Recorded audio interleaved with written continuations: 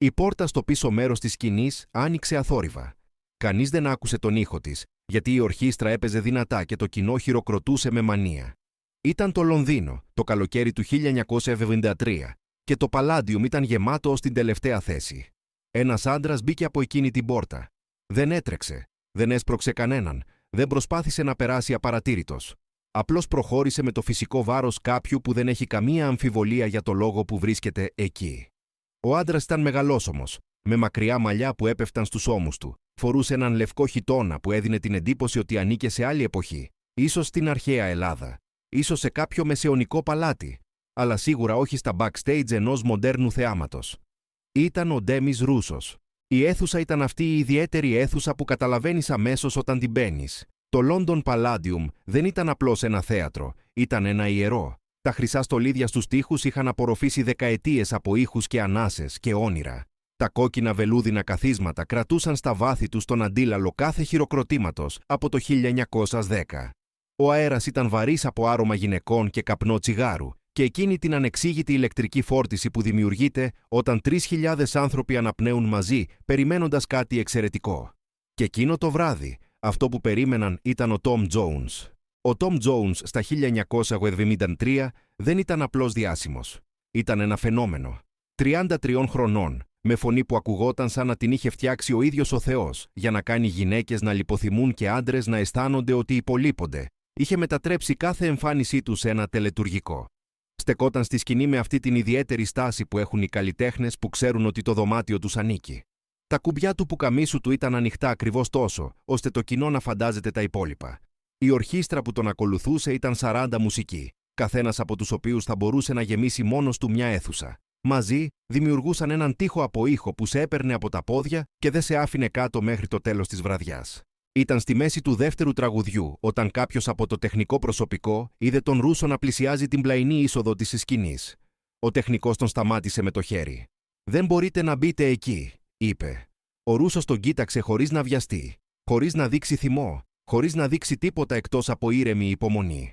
«Θέλω να δω τον Ντόμ», είπε με αυτή την προφορά που ανακάτευε την Ελλάδα με τη Γαλλία με τη Βρετανία, σε κάτι που δεν ανήκε σε κανένα μέρος του κόσμου. «Δεν υπάρχει εδώ κανείς που δεν το ξέρει. Δεν έχετε πρόσκληση», είπε ο τεχνικός, και στη φωνή του ήταν εκείνη η αυτοπεποίθηση του ανθρώπου που ξέρει ότι είναι στο σωστό. Ψηλός, μαλλιαρός, με στολή που μοιάζει με κουρτίνα, χωρίς προσκλητήριο. Ο τεχνικός είχε δει τύπους σαν αυτόν να προσπαθούν να μπουν πίσω στη σκηνή άπειρες φορές. Εξ ολοκλήρου τύπους. Ο Ρούσος τον κοίταξε για 2-3 δευτερόλεπτα και μετά χαμογέλασε με ένα χαμόγελο που δεν ήταν θυμωμένο, ούτε απογοητευμένο, ούτε οικετευτικό. Απλώς ήρεμο. «Εντάξει», είπε, και στάθηκε εκεί. Δεν έφυγε.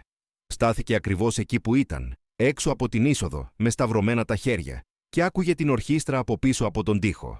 Ο τεχνικός τον παρακολουθούσε με κάποια αμηχανία. Αυτός ο τύπος δεν συμπεριφερόταν όπως οι άλλοι άπειροι. Δεν φώναζε, δεν έκανε σκηνές, δεν υποσχόταν ότι ήταν φίλος του Τόμ και ότι θα τον τηλεφωνούσε αμέσως. Απλώς περίμενε, με αυτή τη γαλήνη που ανήκει, είτε στους πολύ αδιάφορους είτε στους πολύ σίγουρους. Ήταν ο Ρόμπι Μπας, ο βοηθός σκηνοθέτης της βραδιάς, που τελικά αναγνώρισε το πρόσωπο. Στάθηκε, έγειρε κεφάλι και για ένα δευτερόλεπτο κοίταξε τον Ρούσο με εκείνη την έκφραση κάποιου που προσπαθεί να βάλει ένα πρόσωπο σε ένα πλαίσιο χωρίς το πλαίσιο. «Εσείς είστε...» άρχισε. «Ντέμις Ρούσος», είπε ο ίδιος, χωρίς να περιμένει να τελειώσει η ερώτηση. Ο Ρόμπι άνοιξε στόμα, το έκλεισε και μετά έκανε κάτι που λίγοι άνθρωποι ήξεραν να κάνουν στη βιομηχανία του θεάματος. Πήρε μια απόφαση χωρίς να ρωτήσει άδεια. «Ελάτε μαζί μου», είπε.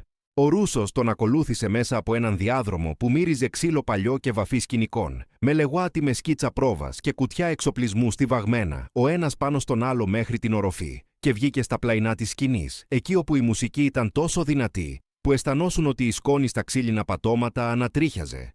Από εκεί μπορούσε να δει μια γωνία του κοινού, και η θέα ήταν ζαλιστική.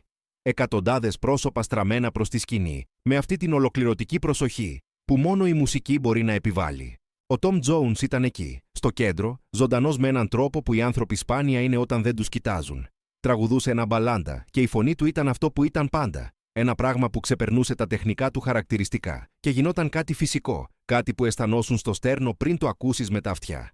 Ο Ρούσος στεκόταν εκεί και άκουγε, και το πρόσωπό του δεν έδειχνε θαυμασμό, ούτε ζήλια ούτε ανυπομονησία. έδειχνε την ήρεμη αναγνώριση κάποιου που αντιμετωπίζει κάτι αληθινό. Ο Τόμ γύρισε κατά τύχη προς τη μεριά της σκηνής και τότε τον είδε. Ένα κλάσμα δευτερολέπτου αμφιταλάντευσης πέρασε από το πρόσωπό του, τόσο γρήγορα που το κοινό δεν το πρόσεξε, αλλά αρκετά αργά ώστε να το δει ο Ρούσος. Ο Τόμ τελείωσε το στίχο που τραγουδούσε, έκανε ένα νεύμα στον αρχιμουσικό και η ορχήστρα σταμάτησε με αυτή την ξαφνική σιωπή που αισθάνεσαι στο σώμα σου, όταν η μουσική σβήνει πολύ απότομα. Το κοινό ζωήθηκε. Χιλιάδες άνθρωποι ανακοινήθηκαν από τη σιωπή, έκαναν ερωτηματικές γκριμάτσες, γύρισαν ο ένας στον άλλον. Ο Τόμ περπάτησε 5 βήματα, αργά, προς την πλαϊνή είσοδο και στεκόταν τώρα απέναντι από το Ρούσο. Δεν υπήρχε μικρόφωνο ανάμεσά τους. Δεν υπήρχαν αντιπρόσωποι. Δεν υπήρχαν βοηθοί. Υπήρχαν 2 άντρες, ο ένας στη σκηνή και ο άλλος στα σκοτεινά των backstage, και ένα κοινό που δεν καταλάβαινε τι συνέβαινε, αλλά ένιωθε ότι κάτι συνέβαινε. «Ποιος σε κάλεσε εδώ?» ρώτησε ο Τόμ, και η φωνή του δεν ήταν αγενής, αλλά είχε μέσα της εκείνη την υφή της εξουσίας, της συνήθειας του να ελέγχει το χώρο γύρω του. Ήταν η φωνή κάποιου που δεν συνηθίζει να ερωτά χωρίς να ξέρει τι απάντηση θέλει. «Κανείς», απάντησε ο Ρούσος. «Ήρθα μόνος». Ο Τόμ τον κοίταξε για μια στιγμή. Λίγοι άντρες είχαν τη δυνατότητα να κοιτάνε τον Ντόμ Τζόουνς κατάματα χωρίς να δείξουν κάτι. Ανασφάλεια, δέος, ανταγωνισμό. Ο Ρούσος δεν έδειξε τίποτα. Απλώς ανέπνεε. «Έχεις πρόβλημα, φίλε μου», είπε ο Τόμ. «Δεν μπορείς να μπεις στη δουλειά κάποιου χωρίς πρόσκληση». «Αυτό δεν γίνεται έτσι. Στόχος δεν ήταν να μπω», είπε ο Ρούσος ήσυχα. «Στόχος ήταν να σε συναντήσω». Κάτι πέρασε από την έκφραση του Τόμ, κάτι που θύμιζε τον τρόπο που κουνιέται μια κουρτίνα όταν περνάει αέρας, ταχύ και σχεδόν αόρατο. Γύρισε στο κοινό, που έμενε ακίνητο με ανοιχτά αυτιά, και είπε μέσα στο μικρόφωνο που κρατούσε στο χέρι: «Συγχωρέστε με για τη διακοπή, φίλοι μου. Φαίνεται ότι έχουμε έναν επισκέπτη». Γέλια από το κοινό.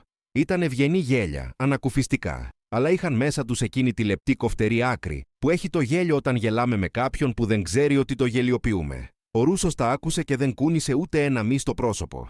Ο Τόμ γύρισε ξανά προς τα backstage. Κοίταξε τον Ρούσο από ψηλά προς τα κάτω με εκείνο το βλέμμα που έχουν οι άνθρωποι που έχουν συνηθίσει να τους βλέπουν από κάτω. Δεν ήταν κακία. Ήταν απλώς η φυσική στάση κάποιου που για χρόνια έχει σταθεί σε σκηνές ψηλότερα από όλους. «Ξέρω ποιος είσαι, είπε. «Ελλάδα, Αφροδίτη των νήσων, αυτά τα πράγματα». «Ναι», είπε ο Ρούσος απλά. «Καλά έκανες και ήρθες να σε δω από κοντά», είπε ο Τόμ, και ήταν φιλόφρονο, αλλά είχε μέσα του εκείνη την παύση πριν το χτύπημα. «Αλλά αυτό εδώ είναι η δουλειά μου. Αυτή τη βραδιά, αυτή η σκηνή. Αυτό το κοινό. Δεν υπάρχει χώρος για επισκέπτες». Ο Ρούσος κούνησε αργά το κεφάλι. «Δεν ήρθα για να μοιραστώ τη σκηνή σου», είπε. «Ήρθα γιατί ήθελα να σου ρωτήσω κάτι». Ο Τόμ υψώνει ελαφρά τα φρύδια. «Να με ρωτήσεις?» «Ναι». «Και τι να σε ρωτήσω σε χρειάζεται να εισβάλλεις στη μέση της παράστασής μου?» «Ήθελα να σε ρωτήσω», είπε ο Ρούσος, «αν πιστεύεις ότι η φωνή είναι δύναμη ή αλήθεια». Σιωπή. Όχι η σιωπή της αμηχανίας. Ήταν αυτή η άλλη σιωπή, η βαριά, η πλήρης, αυτή που δημιουργείται όταν μια ερώτηση αγγίζει κάτι που κανένας δεν περίμενε να αγγιχτεί. Ο Τόμ κοίταξε τον Ρούσο για 3, 4, 5 ολόκληρες αναπνοές χωρίς να μιλήσει. Κάπου πίσω, ο αρχιμουσικός έκανε ένα ερώτημα κίνηση με το δοξάρι, ρωτώντας αν έπρεπε να αρχίσουν. Ο Τόμ δεν γύρισε να τον κοιτάξει. «Τι εννοείς?» ρώτησε τελικά.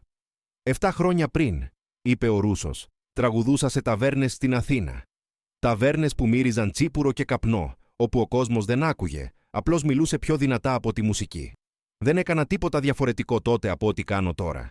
Τα ίδια τραγούδια, η ίδια φωνή. Αλλά κανείς δεν σταματούσε μα μιλά. Και μετά κάποια στιγμή, κάτι άλλαξε. Δεν άλλαξα εγώ. Άλλαξε αυτό που προσπαθούσα να δώσω. Σταμάτησα να τραγουδώ για να τους αρέσω. Άρχισα να τραγουδώ για να τους πω κάτι αληθινό. Και εκείνη τη στιγμή, σταμάτησαν να μιλάνε. Ο Τόμ δεν γελούσε πια. Και το κοινό το αισθανόταν, αν και δεν μπορούσε να ακούσει τι λεγόταν πίσω από τα wings. Αισθανόταν τη μεταβολή στην ατμόσφαιρα, την ψηλή αλλαγή που γίνεται όταν η ενέργεια ενός χώρου αναδιοργανώνεται γύρω από κάτι νέο. Άρχισαν να ψιθυρίζουν μεταξύ τους. Τι γίνεται, ποιος είναι αυτός? Γιατί σταμάτησε ο Τόμ? Αυτό είναι φιλοσοφία, είπε ο Τόμ τελικά, και η φωνή του ήταν γεμάτη αλλά πιο ήσυχη από ό,τι ήταν λεπτά πριν. Ωραία φιλοσοφία. Αλλά εγώ έχω 3.000 ανθρώπους που πλήρωσαν εισιτήριο για να ακούσουν τραγούδι, όχι φιλοσοφία. Και η δική μου φωνή τους κρατά εδώ χωρίς να χρειάζεται να τους εξηγήσω τίποτα. Αυτό είναι δύναμη, φίλε. Αληθινή δύναμη. Ο Ρούσος κούνησε αργά το κεφάλι. με εκείνη την κίνηση που δεν ήταν ούτε άρνηση ούτε συμφωνία. Ήταν η κίνηση κάποιου που έχει ακούσει αυτό ξανά και ξέρει ακριβώς τι έρχεται μετά. «Μπορώ να σε ρωτήσω κάτι», είπε. Ο Τόμ απλώνει τα χέρια.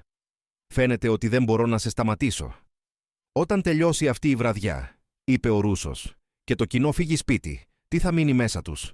Ο Τόμ σκέφτηκε. Ήταν εμφανές ότι σκεφτόταν αληθινά. Όχι για να βρει ευφυή απάντηση, αλλά γιατί η ερώτηση τον άγγιξε σε ένα σημείο που δεν ανέμενε να του αγγίξει κανείς.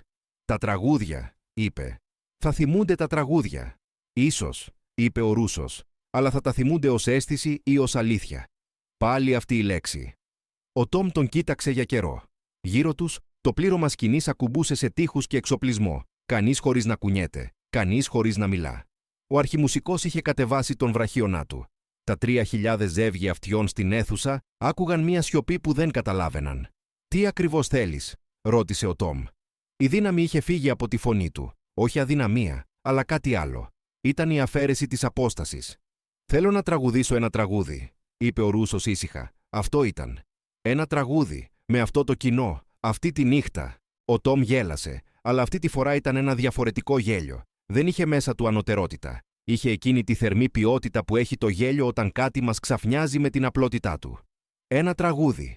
Μπήκε στη μέση της παράστασής μου, μπροστά σε 3.000 ανθρώπους, για ένα τραγούδι. «Ναι», είπε ο Ρούσος. Ο Τόμ έστρεψε το κεφάλι, κοίταξε το κοινό, κοίταξε τον αρχιμουσικό, κοίταξε πίσω τον Ρούσο.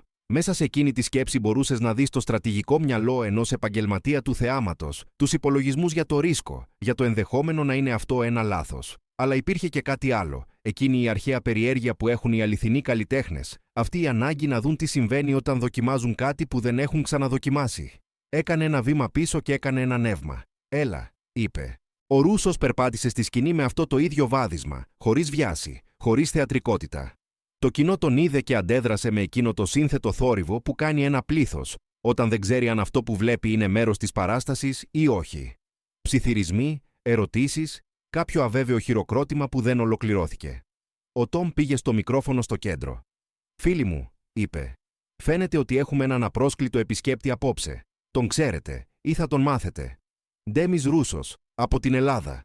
Λέει ότι θέλει να μας πει κάτι. Εγώ δεν ξέρω τι θέλει να μας πει. Αλλά φαίνεται ότι έχει κάτι να πει. Οπότε ακούμε». Ο Ρούσος στάθηκε δίπλα στον Τόμ, χωρίς ίδιο μικρόφωνο στα χέρια. Κοίταξε το κοινό χωρίς να μιλήσει για μία στιγμή, με τη φυσική αυτοπεποίθηση κάποιου που δεν χρειάζεται το σκηνικό για να νιώθει σίγουρος.